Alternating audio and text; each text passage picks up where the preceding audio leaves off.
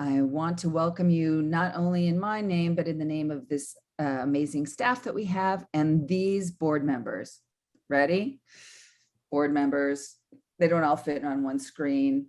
Incredibly powerful, 19 women strong there. And I would be remiss if I did not mention our immediate past chair, Gloria Romero Roses, who has served this organization with honor and amazing leadership and is still a grand part of this organization, even though you don't happen to see her photo here today. So thank you, Gloria, for all that you have done. Too many people have RSVP to mention here. Many of our leaders who have spoken at Impact Collaboratives before are here in the audience. Thank you, community partners, you know who you are. Thank you for all that we do to leverage resources for women and girls together in Miami-Dade. So we focus on 4 pillars in the Women's Fund, because without these interconnected platform pillars, women and girls and no one in the community can truly thrive. So last month, we had an amazing impact collaborative with survivor leaders and experts who gave 2 of our pillars that kind of synergy, how health and well-being, one pillar, really does equal freedom from violence equals health and well-being. Without freedom from violence, women and girls cannot truly thrive. Our 3rd pillar is economic mobility, which we'll be talking about today, and talk about leaders. Kaufman and Rawson is an equal pay employer, and they take it really seriously. And we thank them and Janet Altman, partner, also for their supporting not only of this pillar, but also of many things, including our research platform. So amazing funders. Thank you so much, Kaufman and Rawson. I'm going to tell you something that you might not know, statisticians extraordinaire and smart people extraordinaire. Only 1.6% of philanthropy nationwide is dedicated to women and girls. 1.6. This is a can-do group who's here today, and there's a lot that we can do about it.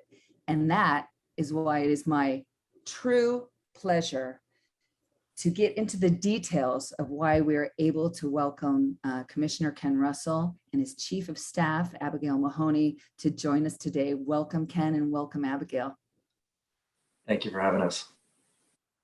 We have a leadership pillar, and each of those pillars we try and have funded by a sponsor, by somebody who's willing to focus and fuel on our mission. Our mission, it's our collective mission, right? To make this a place where women and girls can truly thrive, our Miami-Dade. In true allyship, we want to announce today that Commissioner Russell has agreed to be the leadership sponsor as a true demonstration of allyship, of walking the walk, from his Chief of Staff, who's this Abigail. Abigail, say hello. Good morning. Good morning, everyone. Happy to be here. And Commissioner, are my conversations with Abigail true? This is also in honor of your daughters and their future? That's correct. Thank you so much. Will you please say good morning to everybody and accept our thanks? Thank you so much for having me. It's me who should be thanking you, absolutely. So my name is Ken Russell. I am a City of Miami Commissioner. I'm also a candidate for the United States Senate. I only fell into this world a few years ago, and I raised my son as a single dad from the age of 1. And when I remarried my wife, who's a veterinarian, we had 2 young daughters. And I was just running my small business. I was a surfboard salesman. A contaminated park led me into fighting with the city, led me to running for office, but then surrounding myself with an amazing team, folks like Abigail, who is now my Chief of Staff. I listen, learn, and activate wherever I can. There's a lot of people who believe that there is already equity in gender and race and that the work is already done. But I've seen so much on the inside of government, especially, and administration and how cities are run, that is simply not true. And of course, this is a great part of your all's mission to create that equity and access and compensation. So my daughters and I were having lunch across from City Hall at the old Scotty's on the Bay. And my daughter was looking at City Hall and she pointed, she said, "Oh, there's your office, Daddy." And I pointed right above my office. I said, there's the mayor's office. Maybe someday you'll be the mayor. And she said, don't be silly, Daddy. Only boys can be mayor. And so it really, really struck me, because not only do we have this entire paradigm of male dominance within our society, there's also a genetic inherited thought that somehow we are passing from generation to generation that must be broken. And I really found that I have a responsibility not only to be an ally, but to be an example and a teacher for my daughter and what she sees in me. I went to my policy director at the time, who was Leah Weston, an attorney, and helped me write legislation for the city of Miami. And I asked, what can we do about this? And her recommendation was to take the entire city of Miami code and rewrite it. So I brought forth an ordinance where, it's giant books this size with all of the ordinances of the city of Miami and the charter and the code. And we amended it to remove all gender specific language, all gendered language in the code, because it actually specifically refers to the mayor and his staff. Throughout the entire code, it already genders the mayor, for example. And so it's never easy to change laws in the city of Miami, but that's one that I'm very proud of.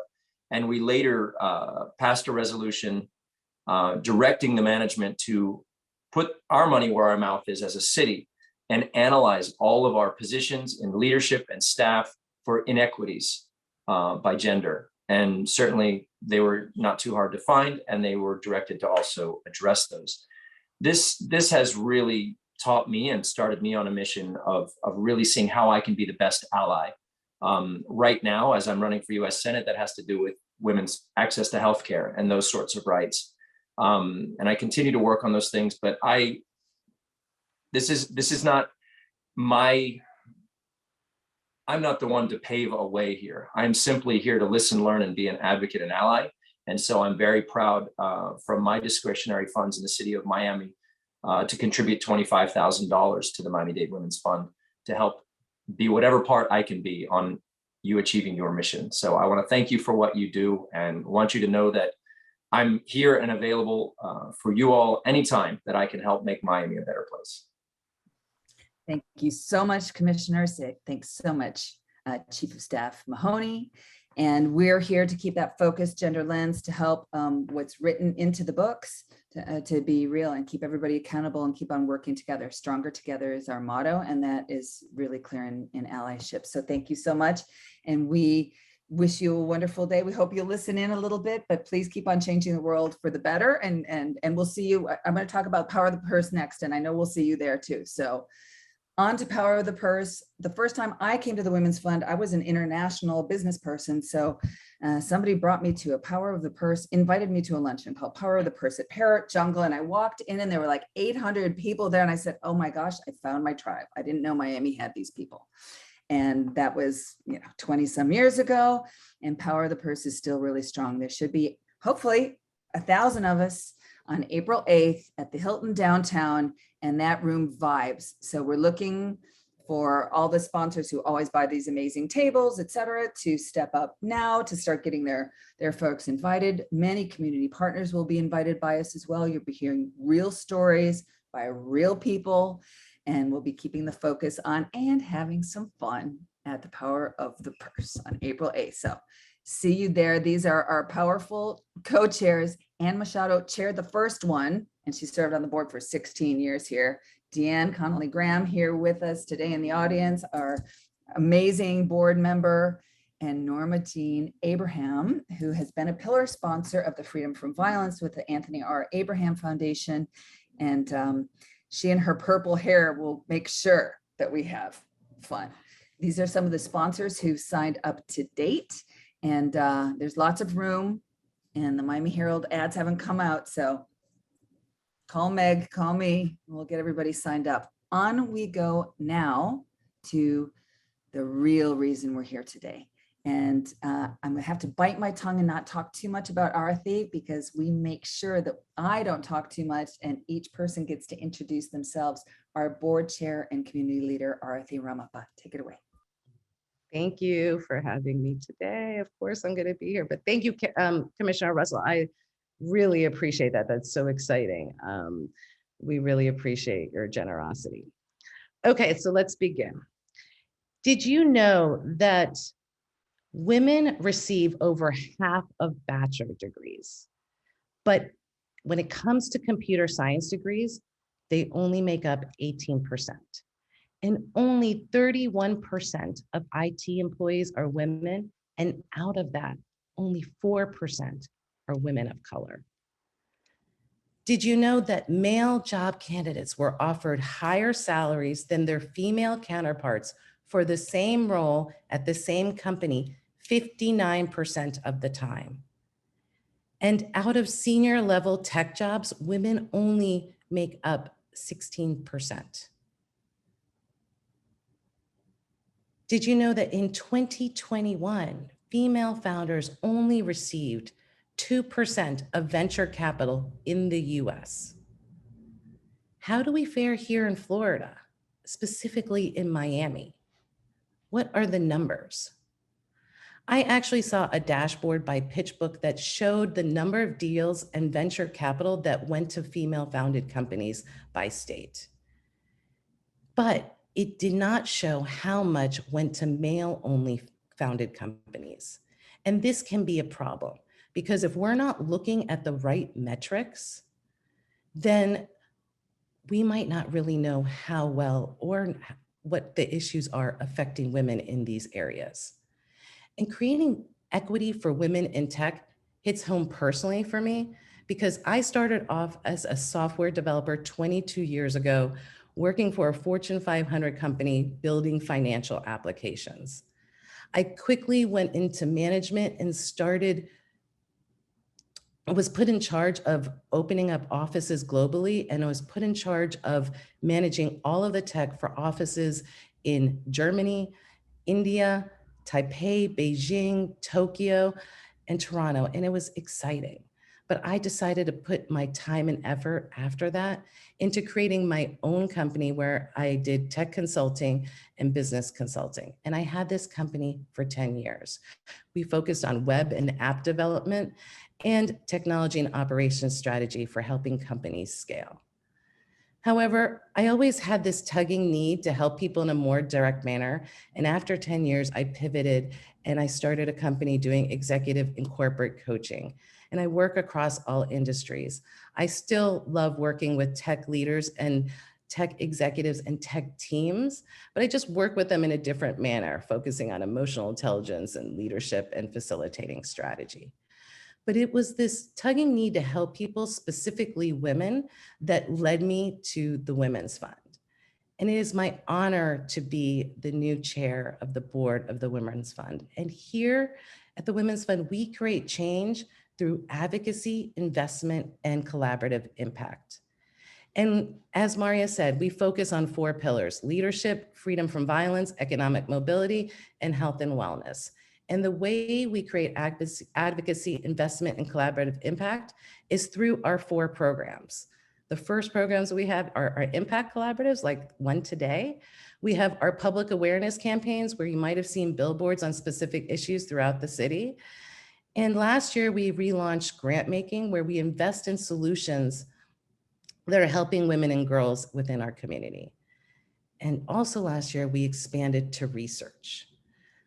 Since there is a lack of data with a gender lens, or the data that is available is scattered and not in one place, last year we created and launched the Miami-Dade Gender Equity Dashboard.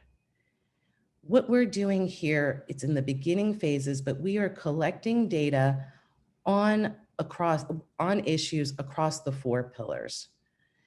And we have to work with everybody to collect the data that's out there, but also to see what data is missing. Right now, we're collecting racial data that we're going to add to the dashboard because, let's be honest, women of color have less equality in all of these areas. And when we're thinking about the dashboard, when it comes to creating equity for women in tech, we want to think about, what are the numbers? What are the metrics we need to be tracking? What is the change or that it's occurring? What does the data show? Are there issues that we're not thinking about? Are the solutions that we're implementing, are they working? Do we need to do something else? These are the type of questions that we want to be answered by the data. The data, once we have it and we have it in a central place, can answer these type of questions, and it can answer questions for the areas of focus across the 4 pillars of all those issues and challenges that we're facing. So we need to work together with all of you to collect the data in these areas, and we're excited to work on solutions with you. Now, when I was talking about all of those statistics in the beginning, things may have sounded bleak, but progress has been made in the last couple of decades, because when I started off, I was the only woman on my team, and that could have been a team of 10, 15, 20 people. There might have been a couple of other women across multiple teams, maybe 1 or 2, but that was it. And when I went into leadership, I was definitely the only woman in the room and the only person of color. And when I started my own business, I focused on racial diversity when I was hiring. But since I worked with many people from my past, most of them were men. I did look to hire women and hired some, but it was hard to find talent back then. But looking back, I can be honest, I should have tried harder. But things have changed since then. Now there are many professional organizations helping women in tech. There are incubators, accelerators, and coding boot camps focused solely on women. There are funds that are investing only in female founders. And this wasn't the case 22 years ago. It was there, but it was at a very small scale. And our panelists today have been paving the way. We all hear and know about the tech boom that is happening in Miami, but it was the tech ecosystem that's been created over the last decade that made it easier for this boom to happen. And our panelists were the ones leading the way, creating what is happening now here in Miami. So today we're going to talk about the challenges and the solutions. And we are going to work together on these solutions, and we're going to collaborate and work together to see what is going on and make this real change. So when we work together, I want us to imagine what can happen. Imagine a community where women are taking computer science classes and they see half the room filled with women, where half the IT employees in Miami are women and they are led by women executives, where 50% of the funding is going to female founders. It can happen, and it will happen when we work together. And while we're working together on these issues, I want you to keep one thing in mind. I want you to keep this mindset. I have interviewed many successful women in tech and across other industries. And whenever they have been asked the question, how has being a woman affected their career? All of them said they were challenges, but they said they never believed that being a woman would hold them back from achieving what they want to accomplish. So let's keep that mindset and take it one step further. Being a woman will not hold us back from what we want to achieve, but it also will be our advantage. So thank you for coming here today. I'm excited to hear our panelists speak about the different issues and challenges. Thank you for your time, panelists, and let's start the discussion. So this is how it works. Please engage. We'll do several polls, and one of those polls will include the possibility for you to ask to be connected and learn more about any one of our individual experts and their programs. So make sure you look at the polls, use the polls. Our intention is to construct and to weave an ever stronger fabric in Miami-Dade. Okay, so please participate. First, we're going to go ahead and we are going to ask the impossible of each of our panelists. We're going to ask them to introduce themselves in 2 minutes or less in context of today's topic. Everybody's got a rich history, but why are you here today? Please take it away, Melissa Medina. Thank you so much for being here. Thank you. Thank you so much for the opportunity. What a great way to kick off this morning and really inspired already by what I've heard, and just amazing the commitment also that Commissioner Russell made to organization. That alone, I think, will make a tremendous impact in the conversation moving forward, right? So brief intro, right? That's what you want at this point? Okay. So brief intro, my name is Melissa Medina. I am part of the founding executive team, as well as president of Emerge Americas.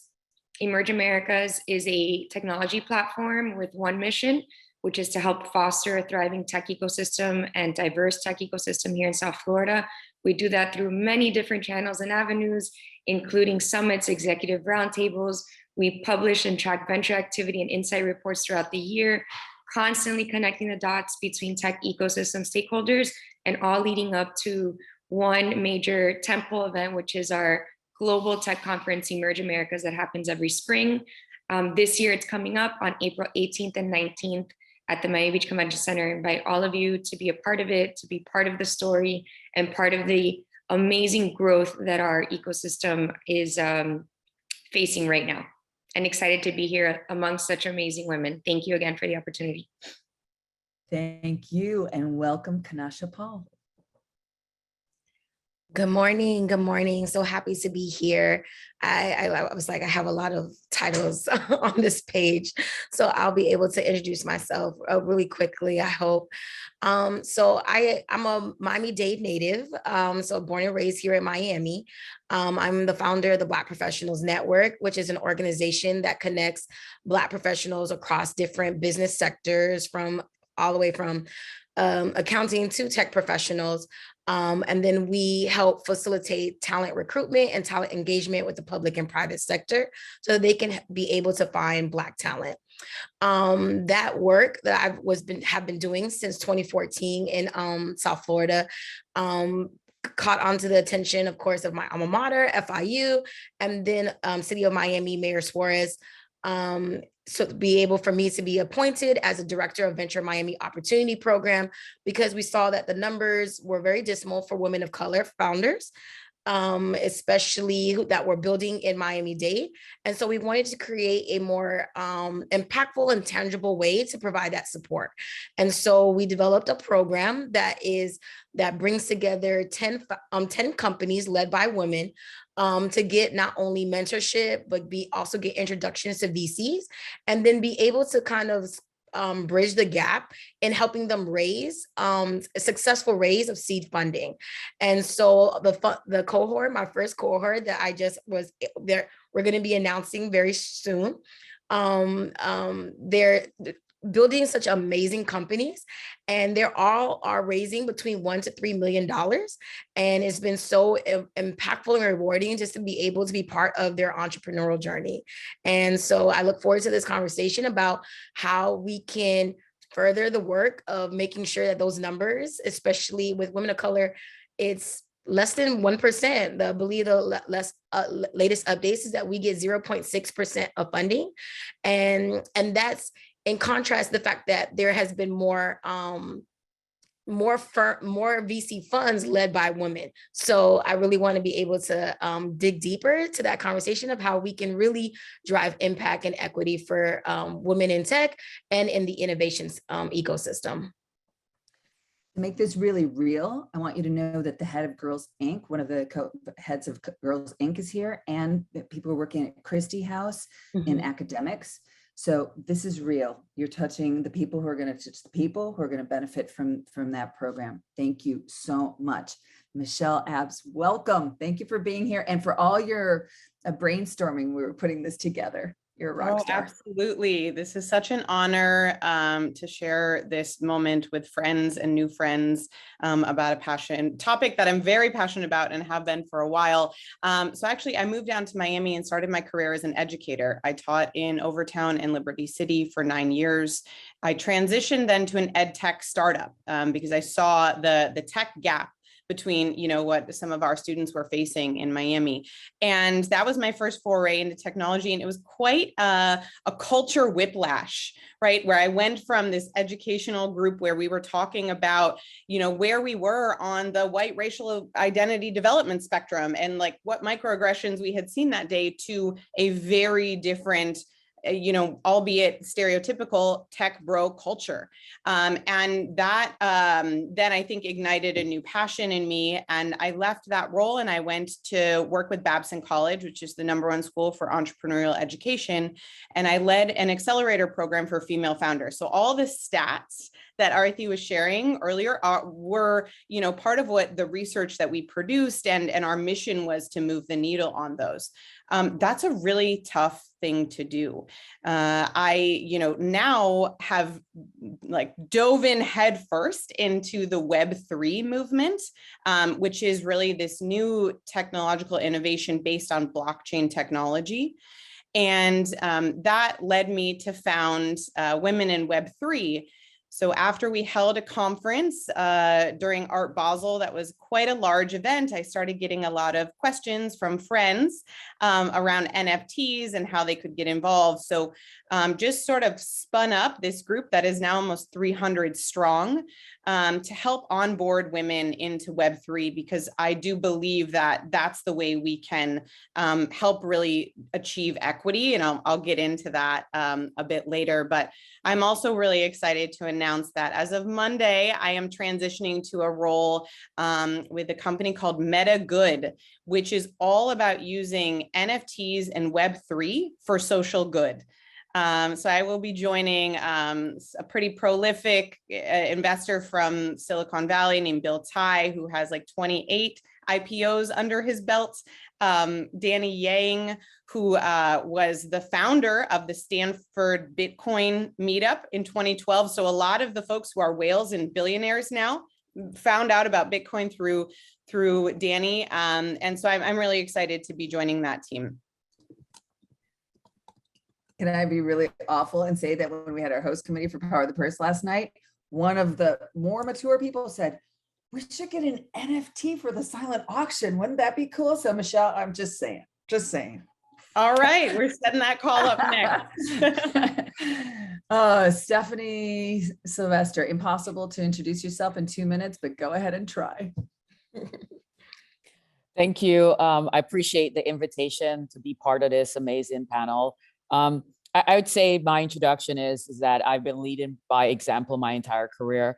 In tech, I started out as a documentation and training person, and since then I've worked my way up to being the CIO at the Children's Trust, and currently on a sabbatical as a Advanced Leadership Initiative Fellow at Harvard University, and really just using my expertise and skills and both formal and informal to encourage people to make way in the world, and especially in tech space. And I just want to put out there that I don't have a tech degree, and I managed to navigate and hold my own against the people with the tech degree and the people that were men and the people that don't look like me. And so basically just encouraging people not to let physical traits be a reason for you to self-marginalize, because if you just show up, and I can never say this thing correctly, turn up and turn out, or turn out and turn up. I don't know. I'm too show out. Thank you, Kanisha. Then nobody will question you, and that's my purpose, is just to tell people, just be yourself and move forward. Brilliant. So what we do now is we ask each of our panelists to tell us what you're seeing, right, about equity, about this topic. So what are you seeing here in Miami-Dade, and if you want to, beyond, about equity for women in tech? And we're going to start with you again, Melissa. Please take it away. Thanks. How inspiring, all those intros, right? I'm again so humbled and honored, so proud. Michelle and I, dear friend, and just so proud of you, Michelle, with all your journey and your growth. And now this next phase, Meta Good, I can't wait to hear more about it. And excited, Stephanie and Kanisha, also to collaborate, work more together. And again, just I feel like Miami is, and South Florida is at an incredible inflection point right now, and where we could be that beacon of hope and that example, I think, for so many other ecosystems We are, a city built by immigrants. We are diverse by nature, multicultural. And if we're intentional and thoughtful, I think come together, we could truly be a differentiator in what's known, especially within the tech ecosystem I'm talking about, which is usually known for this male-dominated industry. And so that's my hope in this space. I think as far as numbers, as was shared earlier, the numbers are they're dismal, unfortunately. 2% go to female founders. I think as Kanesha mentioned, less than 1%, to Black founders. I think one number that we're seeing go up a bit, which I think gives a little hope, is that in mixed gender founders, so where at least one female founder is part of the company, there's, I think, about 18% is going to them. And I think another really exciting component where I see an opportunity, and I'm always the glass is half full, and like, how can we make this better? Is that there's this trend for diverse emerging managers and funds that are starting, and many of them here in South Florida. And I think that those managers are really going to change those numbers dramatically for our community. They're going to invest in diverse founders also. There's also funds that are specifically focused just on women here in Florida, here in South Florida specifically. There's a fund called Clarity, founded by Alexandra Wilkes Wilson, amazing serial entrepreneur. If you don't know her, you might know her because she is one of the founders of Glam Squad. We all, use that on-demand service probably frequently. And she's here now in Miami, and now she started this fund just focusing on women.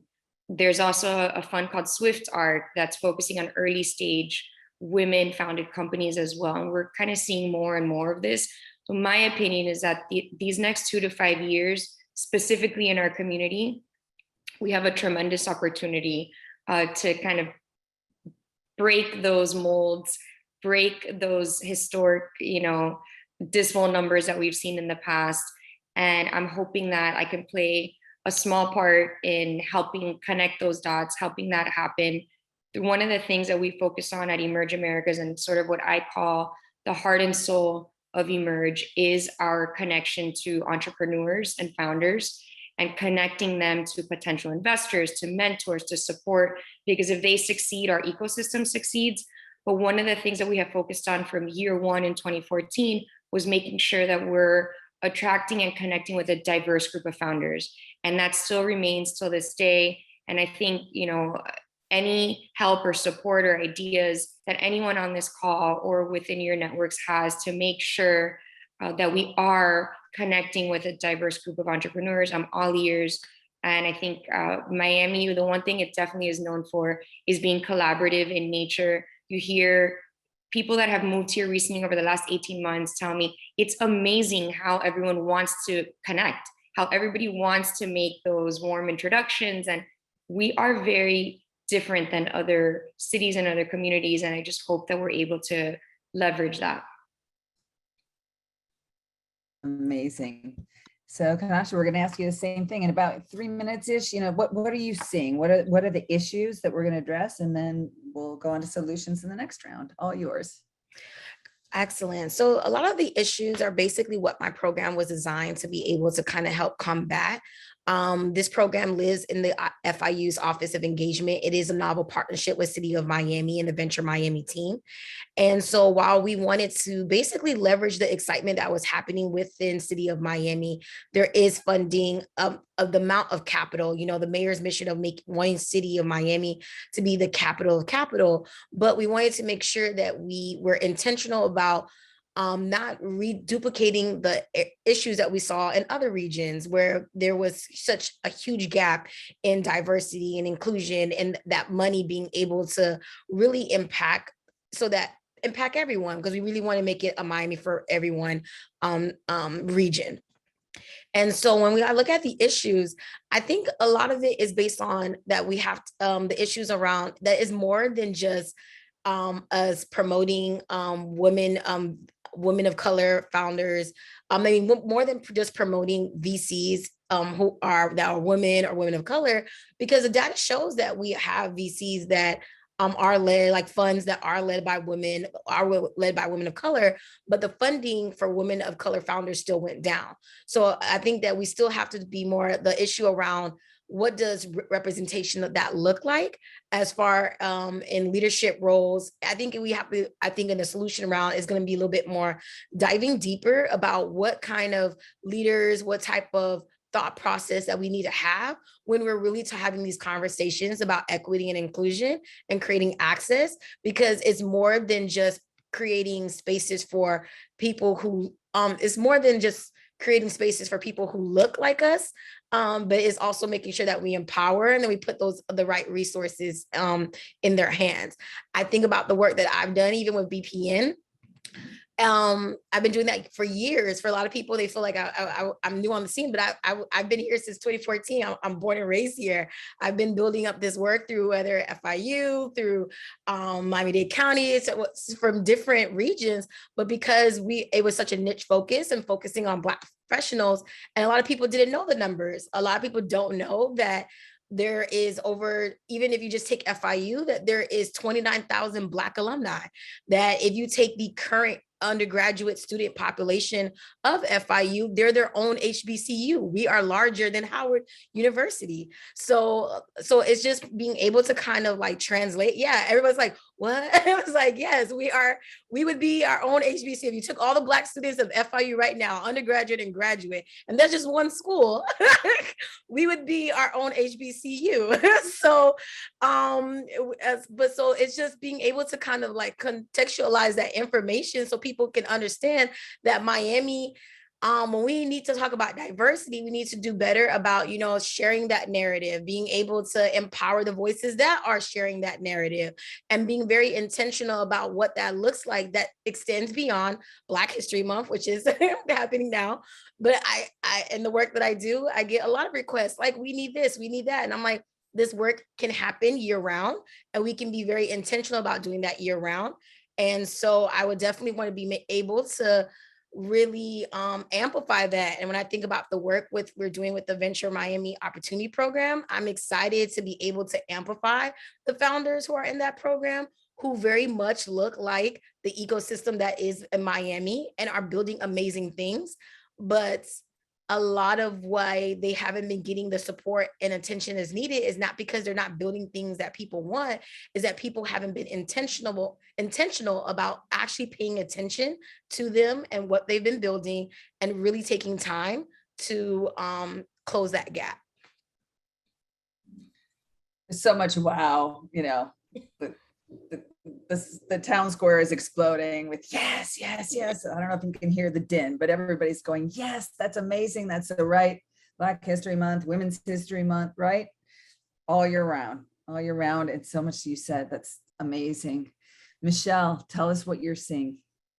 Great. I hope I can keep this in 3 minutes. I have 3 key points. So really focused on the challenges, right? So first, at a high level overall, a lot of the way I think about gender equity comes from my experiences unpacking my own white racial privilege, unpacking what it means to be an ally. And I think that there is a lot of sort of study and discourse around that in words and vernacular, whereas we don't have that same thing in gender equity. So even when I would start talking about male allyship, they were like, I don't know if I want to be called an ally, right? Like how we think about men and their positions of power and privilege and how they work through that power and privilege, that is a real, at this point, challenge / opportunity. And I think that it's very easy to get frustrated with our male counterparts. And sometimes we want to cancel them. And I actually think cancel culture is a problem. I think about my own, racial journey and things that I was doing that I didn't realize, things I am probably doing right now that I don't realize.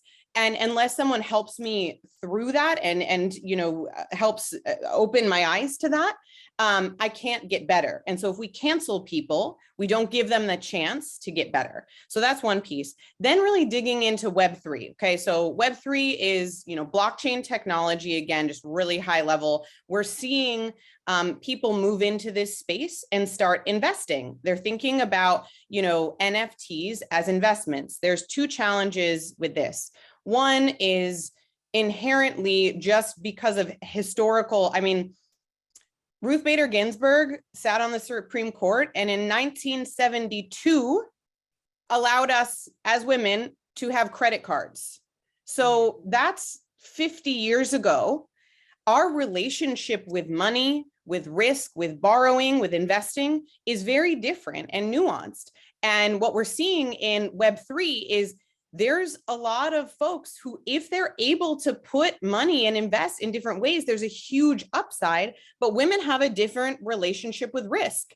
And that's an asset in many ways, but right now can present a challenge if we don't get to have the same, return on investment as Web3 continues to grow. And the third piece is because one of the benefits of blockchain technology and sort of crypto in general is that it can be anonymous. It is a public ledger. However, your wallet, which is essentially what tracks all of your transactions, is anonymous in a way. It looks like an email address with a bunch of numbers and letters. So you can't tell who is always behind those transactions. It is hard to get data in Web3. It's hard to say this, amount of women did this or that thing because we don't actually know the gender identity behind that wallet. And so all of the great numbers that were presented in the beginning, we can't analyze in the same way, and therefore can't make as great of, sort of aligned strategic decisions to that. So no cancel culture, women's relationship with risk and finances, and lack of data, I would say, are the three places to focus. Terrific. Stephanie. So I like to view things from a position of positivity and opportunities, because if I view it as a problem, then I start with a deficit mindset. But if I view it as an opportunity, then I see it as it's a infinite, limitless ways to solve it. So that's my first crusade is for us to be approaching whatever we perceive to be an issue, a wall, a barrier, a bump, whatever we want to call it, as from an asset-based standpoint. And what that means is that people change the narrative, and it's very hard. Even myself will sometimes come with this problem. I'm like, oh, no, it's an opportunity. So it's a hard thing to unlearn. And as you get older, it becomes more difficult, but it's doable. So that's the first thing.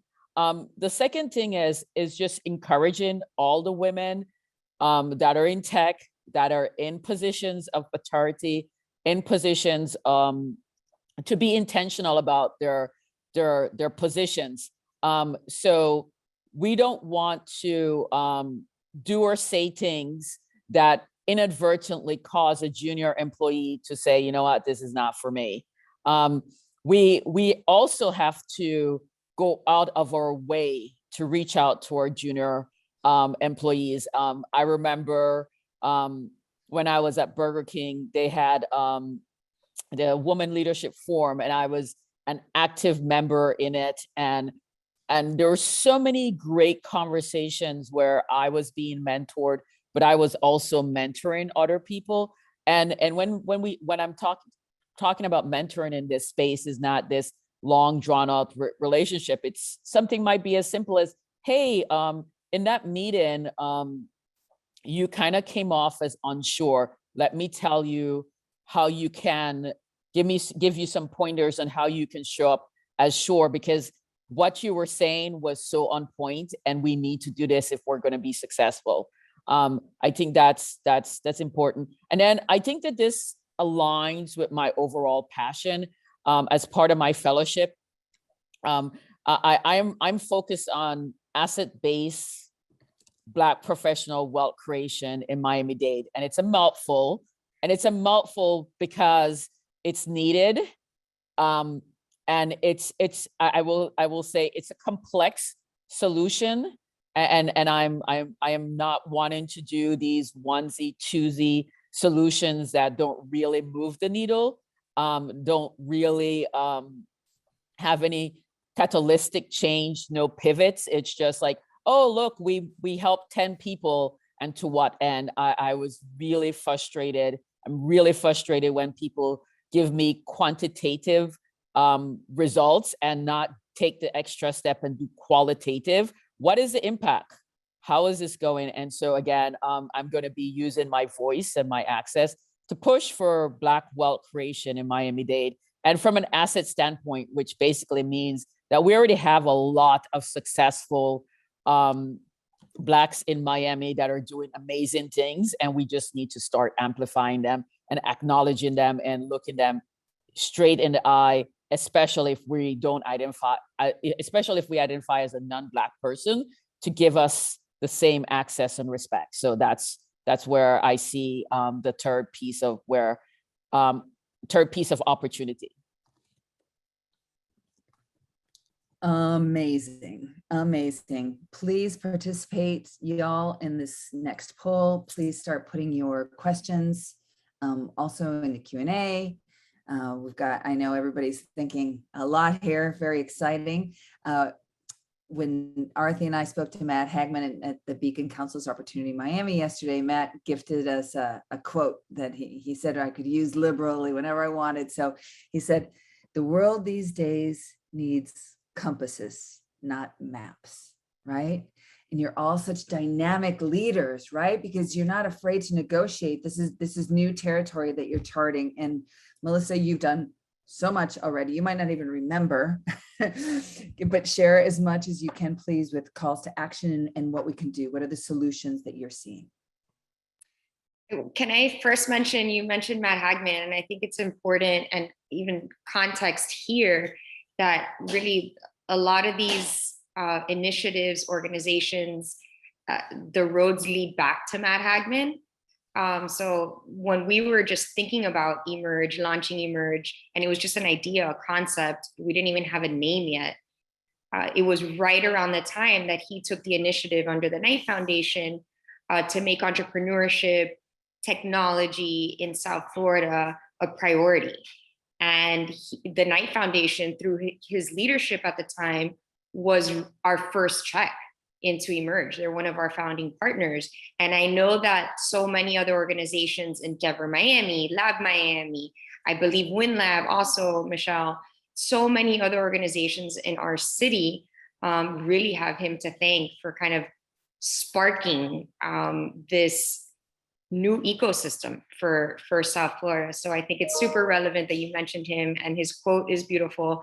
And I think those types of change makers, having them in our community is incredible. And I am eternally grateful to him and his support, and now the work he's doing with Beacon Council, it just like keeps on going. And I think those are the types of people and leaders that really create change in our community.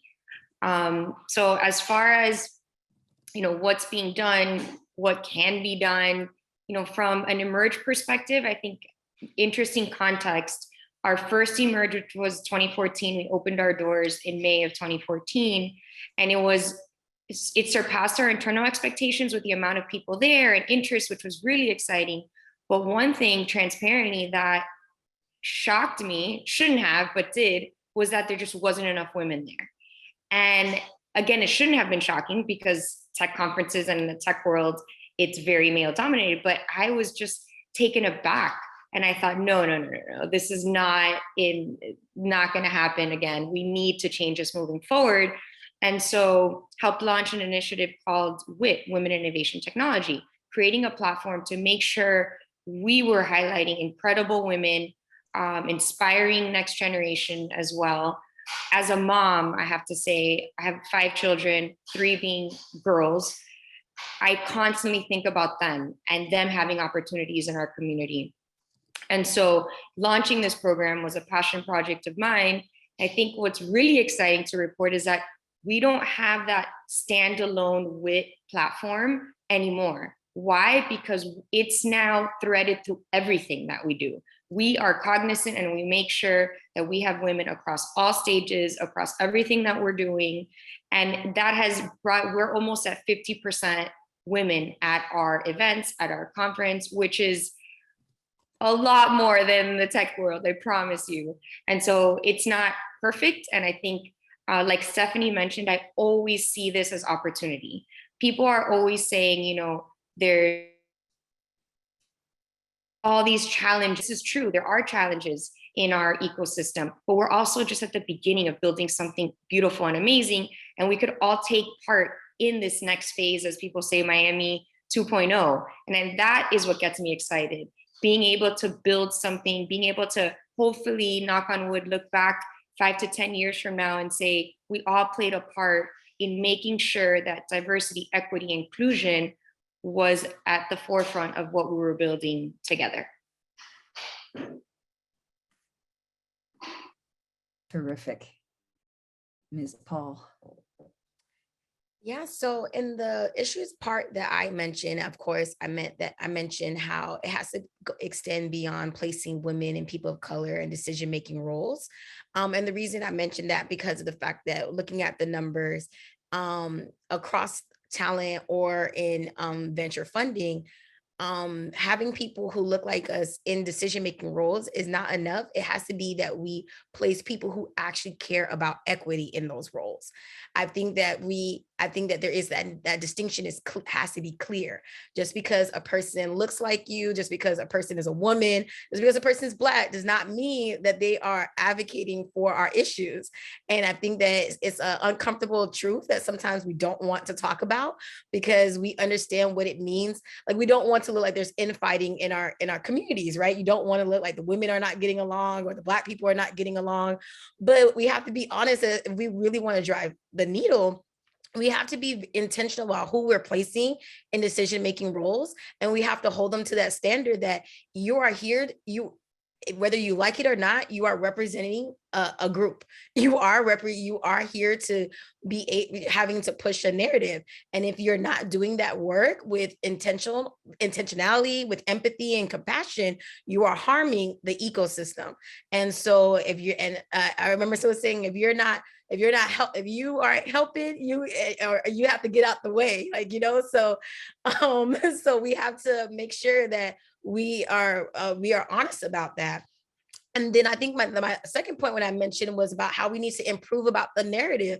Like when I mentioned about all the numbers around even just FIU, we have to also understand that Miami-Dade is comprised of over 9 public and private universities.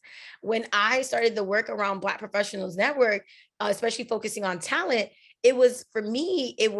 that was at the time, the brain drain was an important conversation, right? We were losing our talent. And for me, I thought that was insane because it's like, how do you create a community with 9 public private institutions and that you don't have pathway points for them to create opportunity? Then stop accepting colleges and universities to come here. Like, do not charter any more colleges. I was like, if you can't create any more jobs, if you cannot create a pathway point that it can go from degree to industry, then stop. Then you need to dig deep and figure out what that ecosystem needs to look like. And so I love the fact that we shift to looking at it from that perspective of how do we create those pathway points? How do we create economic opportunity beyond from talent? But then the focus then became entrepreneurship. Everyone's not designed to be an entrepreneur. The work that I do with our venture program supports that, and I love that work. But then that creates its own set of new challenges, right? Because now we have another conversation that we're trying to solve now. How do we make sure the money goes to people of women of color? How do we make sure that they're getting their access point? So I think that it's when we're talking about the narrative framing, we also have to think about, and I think that it goes into my next point about how we have to make sure that this work is done year-round intentionally. It has to go beyond the rhetoric. I know that developing programs is labor intensive. It's much easier to talk about the problem, to be able to have these conversations around it. And then, and while these are impactful, but at the end of the day, we have to dig deep and do that work. And that work looks like closing the gaps and making sure these programs are getting adequate funding. And then when those programs are getting funded, is making sure that we're tracking that it's actually creating impact. Because if it's not doing that work, then we are still harming the ecosystem. And if we're not helpful, we have to get out the way. And so I think that is some of the issues and the solutions that I think would help us really drive some more impactful work in this space.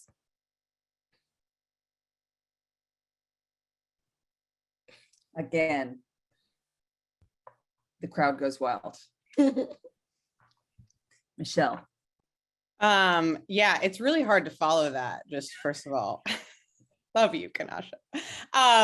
So I'm going to talk on 2 points. One, what I think we need as women, and then I'll talk about our male friends. So we also need more equity. So I when I was deciding what to call this project program, was like, I believe in equity and I believe in equity. Like, let's get gender equity and let's get some more money in our pockets. When more women have more money, we know that better things happen.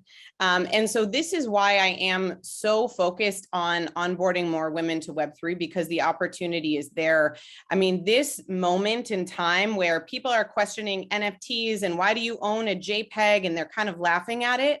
We're going to look back at this moment in 10, 20 years, the way we look back at that clip from the Today Show in 1994, where the hosts are asking, what's the internet? And like, what's an email address? And that A with the squiggly line, and we laugh at that now, right? That is what is going to happen in Web3. And so the people that participate in this very unique moment, I believe, have the potential to have the most equity in the future. And I want the most women in at this moment as possible, because I actually think it's very hard to trace back decades and centuries of institutional bias. I mean, when we look at the VC funding numbers, it's hard. It still needs, it's important work and we need to fix that, but it's much harder to do that than to start from the beginning and to start equitably.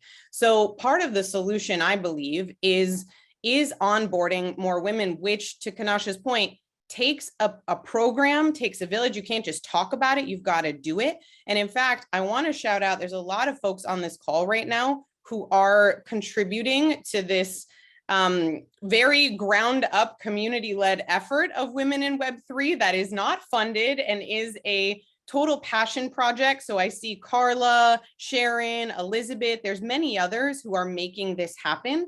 We have to, really take the time to walk through the process of how do you buy cryptocurrency? How do you install your digital wallet? How do you choose which projects you want to invest in to make sure you're making some sound investments? And that is what, we're about. And so anyone on this call that is curious about that, like, we want to help be your resource to that and get more money in your pockets. The second piece is around our male ally friends. So I launched the Male Ally Project, courtesy of Matt Hagman and a couple other folks who made that start. And before launching that program, I interviewed 36 different men and asked them, when they saw moments of, at that point, I was calling it gender imbalance, and then what they did in those moments. And what I found, I plotted the data on a X and Y axis. So basically between the moments that I felt were very nuanced to the moments that were very overt. An overt example was when, I don't know if you guys saw the buses a few years back for Estrella campaign, the Estrella insurance. There was a woman in a really tight green dress with her hands tied behind her, and it said, "Help me." Very overt gender imbalance, pretty obvious. Versus on the y-axis, the risk involved in speaking up on those moments to the reward. So this Estrella campaign, someone wrote into the Miami Herald, a male ally, and said, this campaign is offensive. He got a lot of applauding. Thank you so much, for being a part of this. Versus the moments that were really nuanced, that take a bit of understanding of a different gendered perspective and have some risk involved. For a man actually speaking up and saying, there's not a woman on this panel and I'm going to decline my seat on this panel. There's some risk involved there. Those were the things that I believe if we, promote more men to take action to identify the more nuanced moments, and then when there's risk involved, they still speak up, that's actually going to push them forward. So I want to make sure that they have a role in this too, and that's part of the solution. We did ask Matt to come, but he answered much more slowly than the rest of you. Just want to know. We laughed at it yesterday. Yeah, Stephanie. Yes, I mean, Matt's a sweetheart, and so he like lives his advocacy and allyship. So it's not even like it's just part of who he is as a human being. And I think that's really where we want to be, is people being comfortable enough in themselves to really champion these things, especially if they're allies. And I would say that my big thing is access. And access comes in a lot of different ways. So, for years and years and years, like when I was growing up in my career, people talk about, oh, you got to get a seat at the table. You got to get a seat at the table. And I got a seat at the table, and I realized that that's nonsense. That's not the real place where the decisions are being made. That's not where the power is.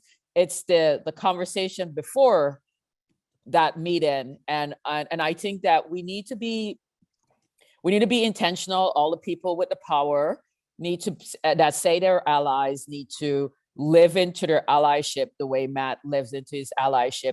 And when they're talking about who we're going to hire or who's best for this position, that if they have not gone down their list, and if they have 5 or 6 people on their list and not one is a woman, not one is a person of color, not one is Black, that they need to go back and relook at that list.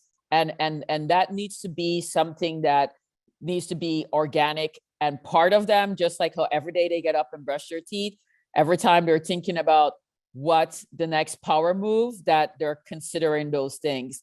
I think the other piece of access is, and Kanasha mentioned it, if you are going to be a representative of the community that you say you're represented, so either you're Black, you're Hispanic, you're white, you're a woman, you're a man, you're Native American, you're Asian descent, you're a foreigner, you're a national born, that you really be intentional about helping the people that identify as those as well.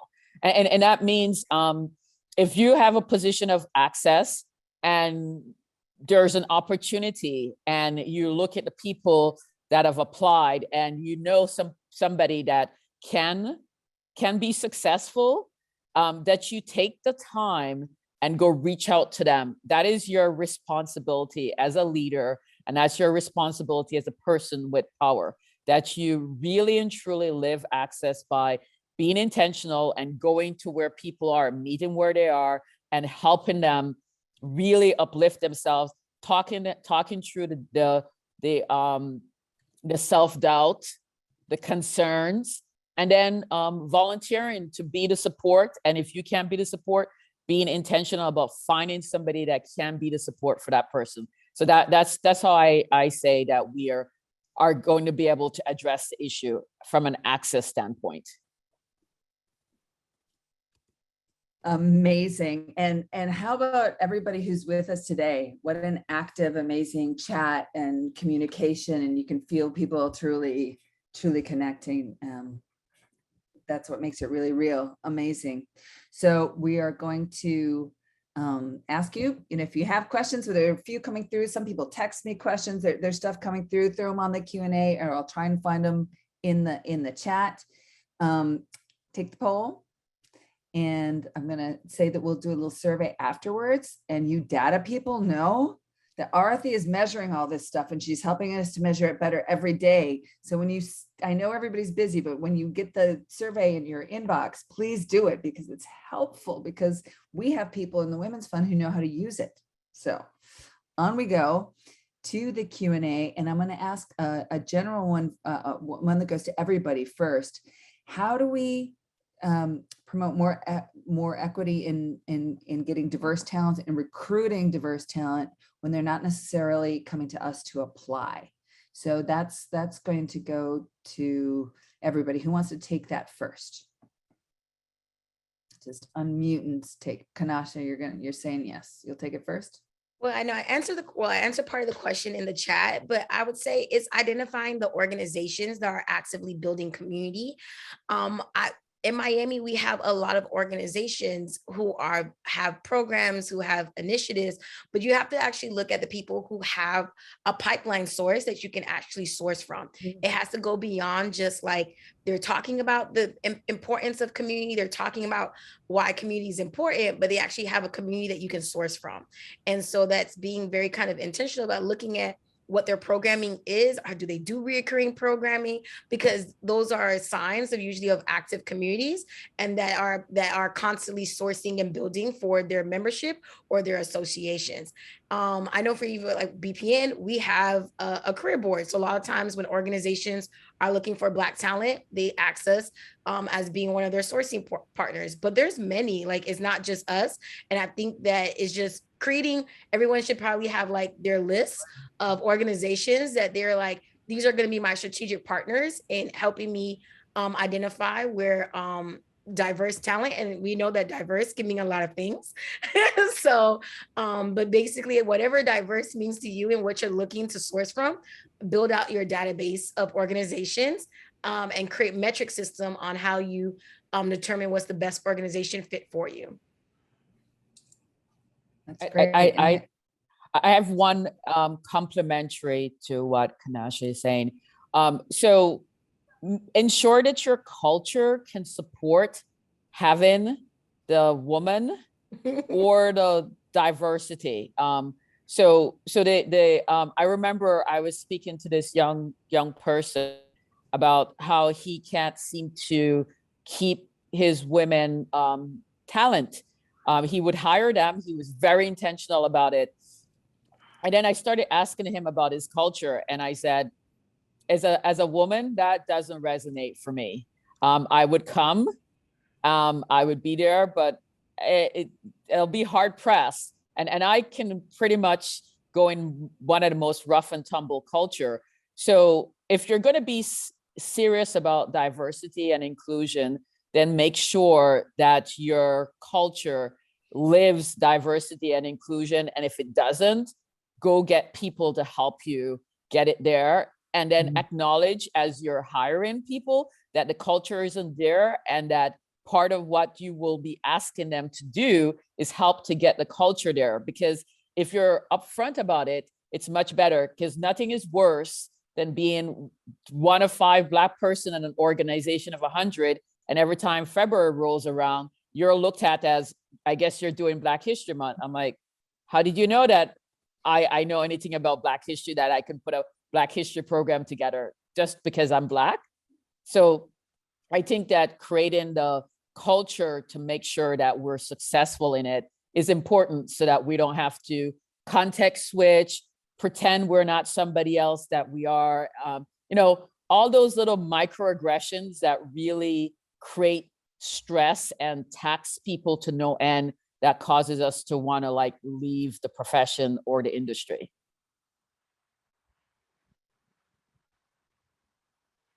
Awesome.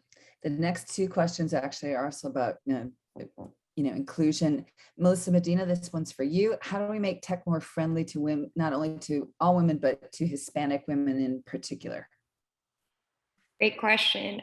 Well, as a Hispanic woman myself, Latina, first generation American, I think this is something that's been near and dear to my heart from the beginning of getting involved with tech. I know firsthand that Latinas are very underrepresented in the tech industry. And so I think from the platform that I've helped create, I think I've seen certainly over the last 5 to 10 years, a big shift.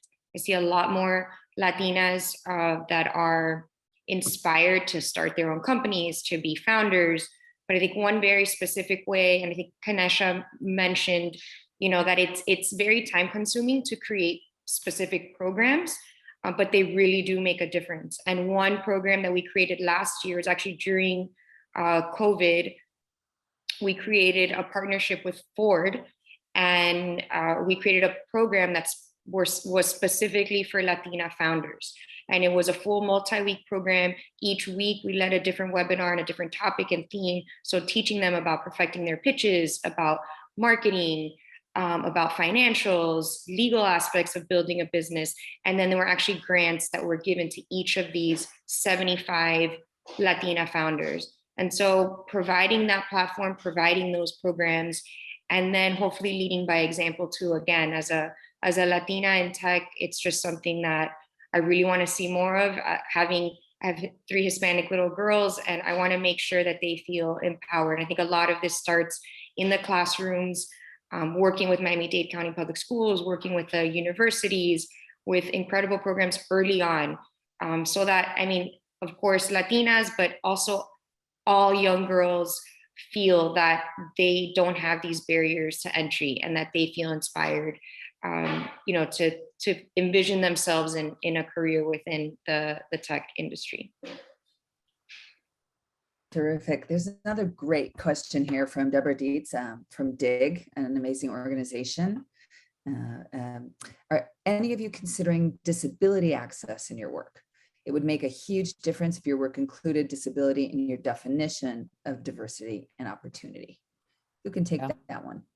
I'll take that, just because coming off of my stint at the Children's Trust, children with disability was one of the main things that we were very highly focused on.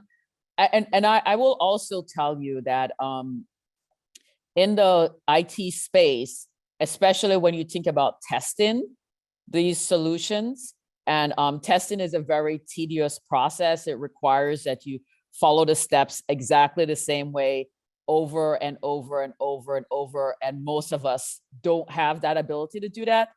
But some people with disability, especially if they're on the spectrum, actually are very, very good at that and make incredible testers. And so I think that when we're thinking about staffing up our organization and looking about real diversity, being intentional, especially in the staff in your software testing team, looking for people with disability to help be part of it. Also, they're great coders as well, but I know for sure that there's been some studies that talk about how great people with disabilities make as software testers. And as the world becomes more evolved and everything involves technology, you're going to need more testers. So I think there's an opportunity there that most people don't really think about, and definitely need to be advocating. That's my little advocacy for the day, around ensuring that people with disabilities are part of the conversation. And I'll just go ahead and say, on a, sort of exemplifying vulnerability here, this is a place I think I need to grow a lot. We got feedback after the conference, there were no closed caption on the screens. And these were moments that I was like, oh, wow. Yeah, that did not even cross my mind. And I appreciate the question, because it helps to further the thinking in the places where, I might have a gap there. So thank you. Agreed. I have to say that the people from DIG gave us, they're really non-judgmental, just like in equal pay and other things. We get scared, like, oh, can I even take this on? It sounds like too much. But the people from DIG gave us a 101, and like, don't worry, you're not perfect, but you can start here, getting even the way we do our social media to make it more friendly. So I highly recommend that y'all reach out to DIG, and Radical Partners, who are also here with us today, are also working with the Miami Foundation. There's a lot of amazing opportunities for us to just, recognize it. Okay, now what do we do? Help me, I'm not perfect. What's next? There's a question here about, what about seasoned women who've been in the workforce for decades but want to get into tech without having the background? I find that people here do not understand transferable skill sets necessarily. I have a master's and consider myself intelligent and love learning. I think it's, what do I do next? Oh, I can take that on. So most people don't know that I am a lawyer. So it's I feel like I never talk about it because it's like I went to law school, quickly learned that I didn't want to do this and pivoted instantly. It's communicating those skills. You know, oftentimes it's like there are so many skill sets that are transferable in any industry, and you have to really look at it. I feel like what has helped me was looking at industries from what problems they're trying to solve and where are the gaps that they're looking for. Because no matter if it's tech, no matter if it's hospitality, no matter whatever industry, they're all made of almost the same components. There's an operation side, there's a marketing side, there's a finance side.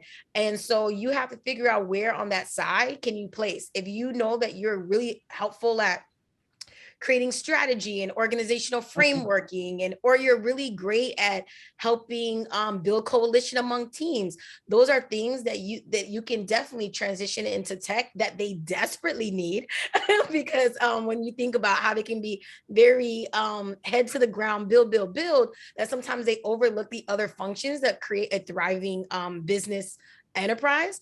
And so it's really kind of looking at it from that perspective. And when I thought of like my problem solving skills, how like I'm an avid writer, or I'm like if people could only see my ClickUp, like they would be just like amazed about just like the different level of organization on that, how it definitely helps in positioning that as strengths and really owning that this is the value you can provide that company.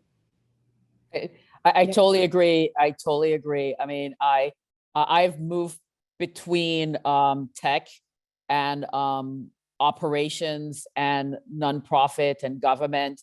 And I was able to do that because I took an inventory of what my skills were and I aligned them with what the tech skills needs were and talk that way, created a talking point for myself. So I totally think that that's the way to go to do the transition. And I think it's also about not self-doubting, like not say, oh, I don't have any tech skills, so they're not going to want me. More about I have tech skills, I just maybe not in the formal way. Yeah, I love this. Oh, sorry, go ahead, Michelle. Nope, I do just want to plug one event, but go ahead.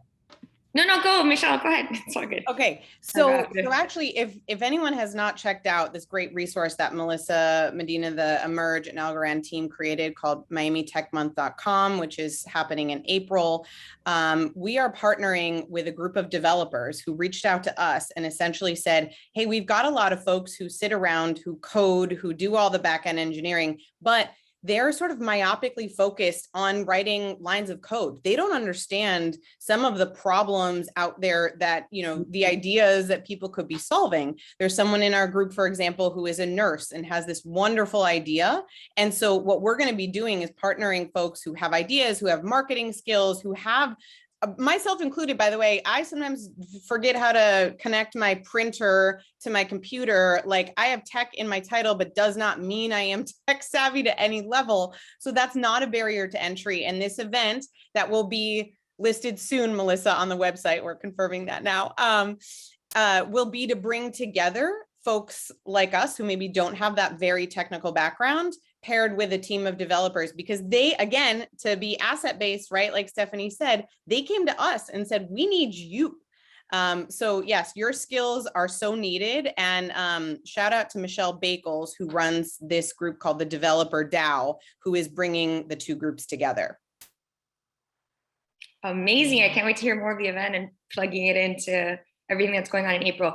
I honestly was just gonna kind of echo what Michelle, Stephanie, and Ganesha were saying about there is always non-tech skills needed in these tech companies, but also wanted to say that sometimes from what hearing stories over and over of people that did transition into tech companies that are from non-tech backgrounds, their biggest regret is just not doing it earlier and not realizing that their biggest hurdle was actually them feeling like they can go out and look for these jobs in these tech companies, because there are lots of tech companies that need specifically legal skills, that need that in-house. like Kanesha was saying, if you're super strong in marketing or content creation, there is always these opportunities within startups or scale ups, and they're actually looking for someone like you. But I think sometimes the biggest hurdle is that block that we create ourselves that say, you know what, I don't have that tech background, so I'm not going to search for these opportunities. But really, I promise you, I hear it over and over again. And I love seeing that transition. It's amazing. And truthfully, right now, every company is a tech company across every vertical. I mean, if you're not a tech-enabled company in some way, then you need to start rethinking your strategy as a company. Anyhow, those are my 2 cents. I just want to add to that. First, I want to just show how everybody was so excited to answer this question, because it means a lot to all of us. We all wanted to jump in. One of the things that everybody has said is really valuing yourself. I would say, look at the skills that you love to do. What is it that you love to do? And focus on that. And how can you bring it to a company? Because as everybody was saying here, everything is transferable, because I work with so many women. And the one thing is, we don't give ourselves credit for everything that we do. We have managed a number of projects. We don't think we're a project manager. If you have, and if you're later stage in your middle of your career, you have managed a number of projects. You can be a project manager, right? So there are certain things, if you work on it, then I'd also say is getting involved in these organizations. You know, there are so many organizations, everybody's talking about them, going to that and meeting people. But really, again, it just comes down to, as everybody said, believing in yourself, because we don't give ourselves enough credit for the skills we have. And most people don't, but especially women, we need to give ourselves credit and really look at our skill set, and then be able to convey that also to these organizations. I dropped in the chat a few suggested positions that people can consider researching if you're going to, if you're seriously considering moving over to the tech space. And once you start in those positions, it just makes it easier to evolve into a more technical position if that's ultimately what you want to do. Oh, you just muted by accident, Steph. No, I'm finished. I'm sorry. Okay. People are starting to come into the room, so I had to put on my mask, and so now you can't really read my face anymore. Good for you. Good. I had one. I wanted to see if I could just address the question around ageism a little bit. Yes, please, please, please. There we go.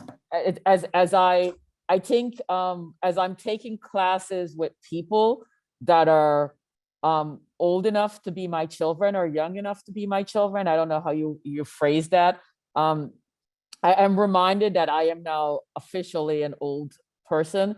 I think the one thing around ageism is, and I don't want to come across as blaming the victim, but as tech evolves, we have to keep our skills sharp. So about 5 years ago, I realized that artificial intelligence was the next big thing in tech.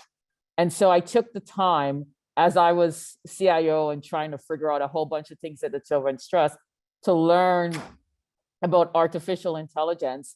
And I just spoke to a friend of mine recently that's getting laid off. And as we were having the conversation, he's talking about the fact that the skills that he had, they're no longer interested in that programming language anymore, because they're new programming language, and that it's more economical for the firm to hire younger people. But I'll say that that's not always true, because even if you have a team of 20-something-year-olds, you still need adult supervision on that team.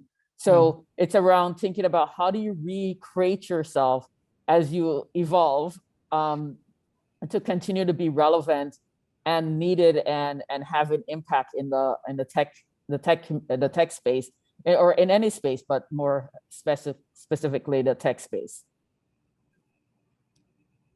I would also say, when it comes to ageism, we do need to change the mindset. Yes, I agree with you, Stephanie. We have to keep our skills up, because Technology moves so fast, right? So there's always something new happening, and you can't even really keep up with everything that's happening. You know, in tech, but to keep up the skills of whatever area that you're in. But we need to change the mindsets, not only of the way younger people view older people, because they're going to value experience. The younger generations will start valuing experience later on, right, as they get older. But also, how does the older generation view the younger generation, right? So are you giving them credit? Are you opening to their innovation and their ideas? So it's not only staying up to date, but also remembering to embrace each other. These generations need to start embracing each other. We all have, you know, expertise generationally, and that's one way we can change. We just need to start changing our mindsets on that. But it goes both ways. Fantastic. We have a question. What inspired you to get into the world of tech, and how can we best inspire our girls in underserved communities to explore these possibilities earlier? Who wants to take it?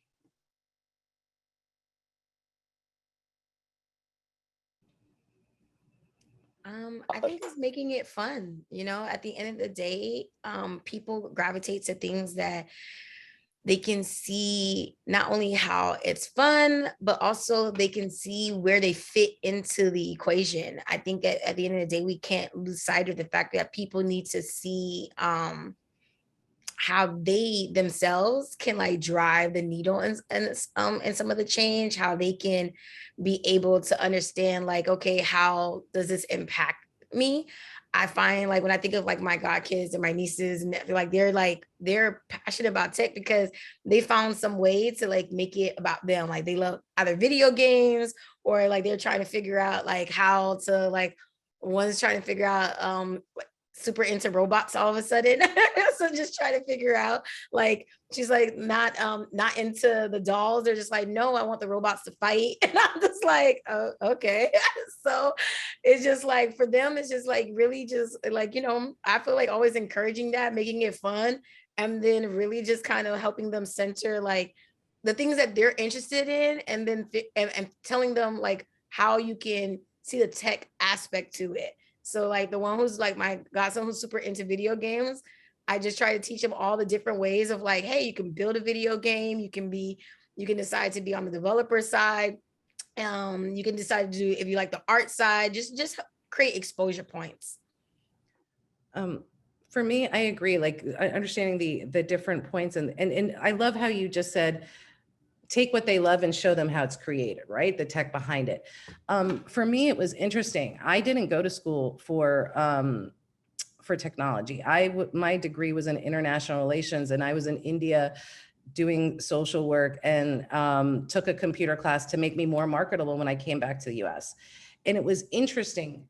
I took a programming class at the time. I didn't realize that how creative you could be in it.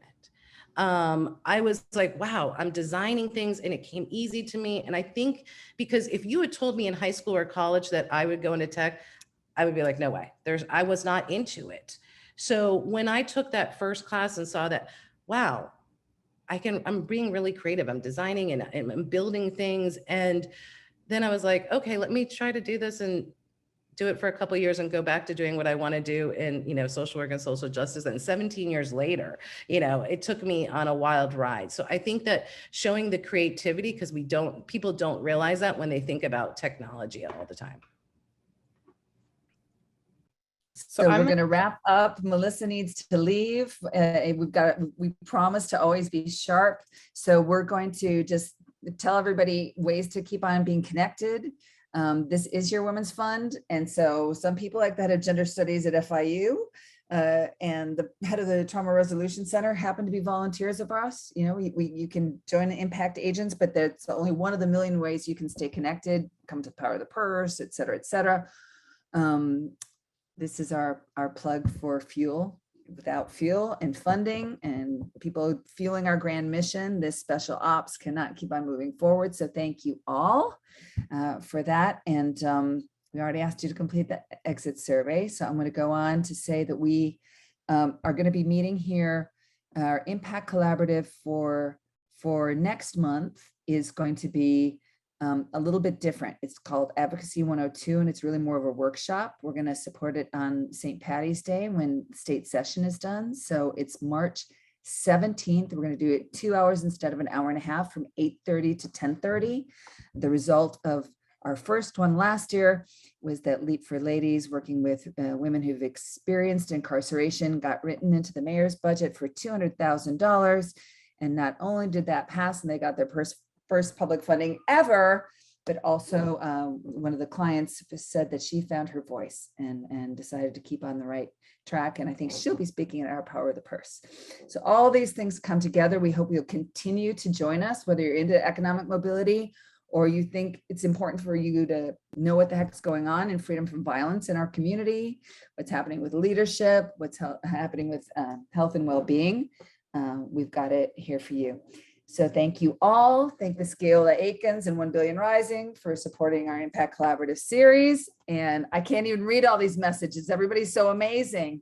Thank you for being so connected. Bye. Thank you. Thanks for the opportunity. Thank you, everyone. Melissa. Thank you all. Thank you, Harvard. Kasha, thank you. Arathi.